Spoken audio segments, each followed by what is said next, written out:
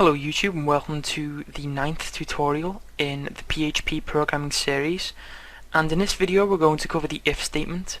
And so far, what have we learned? All we've learned how to do is say a piece of text to the browser and add up some stuff, but now we're going to look at the things that make programming so more dynamic, and how to make PHP scripts more dynamic and can really reflect on what the user actually wants to do. And we're going to do this through an if statement. And an if statement it basically makes a decision in real time. Like, the values that go into the if statement can be edited, but it just makes a decision on whether to do something or not do something.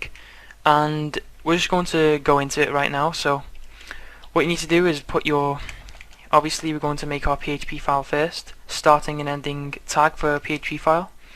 I'm going to call this if.php, nice and easy to type. And okay, so we're going to jump straight into it. The first thing we'll do is create a variable. So that name equals Chris is going to be the variable. And to make an if statement, it's quite simple to type. It starts off obviously with if, and after that we need our condition. So what this is saying is if, and then we'll have a condition, and if that condition is true, then we can choose a code to be executed.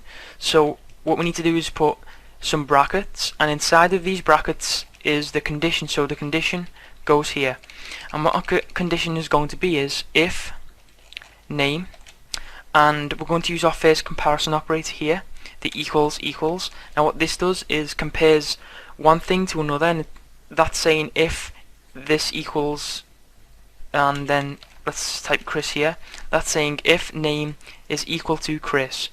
And you might be saying, why can't we type it like this, if name equals Chris? Well, if you remember our variables tutorial, this operator will assign, I think it's called the assignment operator. This will assign a value to a variable. So we're actually not saying if name is equal to Chris here. We're saying if, and let's go, and now name is going to be assigned Chris, so that isn't really an argument, isn't a condition. So we need to use double equal sign, and if that is true, and now we need to execute the code. Now people, any experienced programmers might question this, but I'm just going to suggest use curly brackets all the time. So we need to put open curly brackets, and then down here we're going to close curly brackets. And what this will do is all code enclosed within the start and end of this will be executed if this condition is true. So what we're going to do is echo hello Chris. Okay, and so if we save this and we go to if.php, and it's going to say hello Chris. But what happens if we change this to Tom and we reload it? And nothing will happen, because if we go to this variable name, the value of name is not equal to Chris, so it's not going to output that. So just to go back and see what we've learned over this, the way to do an if statement is first with the if keyword, you type if, and then in normal brackets you're going to type the condition. Now this condition needs to be true for the following code to execute.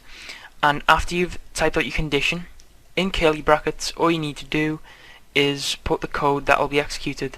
Now it is possible to do this without curly brackets, but I think number one, it makes it a lot neater, and it's quite a bad habit to do, because if you want multiple lines of code to be executed with an if statement, it will cause problems. So I'm just going to suggest to you guys to use curly brackets or curly braces, whatever you want to call them, these things, and enclose your code inside of that. So that's the end of this tutorial for if statements. And we can also, we can try out another one. You say if name is equal to Tom, and then we'll have our curly brackets and an echo hello Tom. Oops, put Tim there. We'll save it and reload, and we're saying hello Tom. So that is the end now. So I hope you guys enjoyed the tutorial. So just for a quick summary, if statements are used to make a decision based on a condition. The condition goes inside of the brackets, and the code to be executed will be enclosed in curly brackets after the if and then condition. So you can go and try that out. You can use numbers, whatever you want to do. So let's just, one more thing we'll just say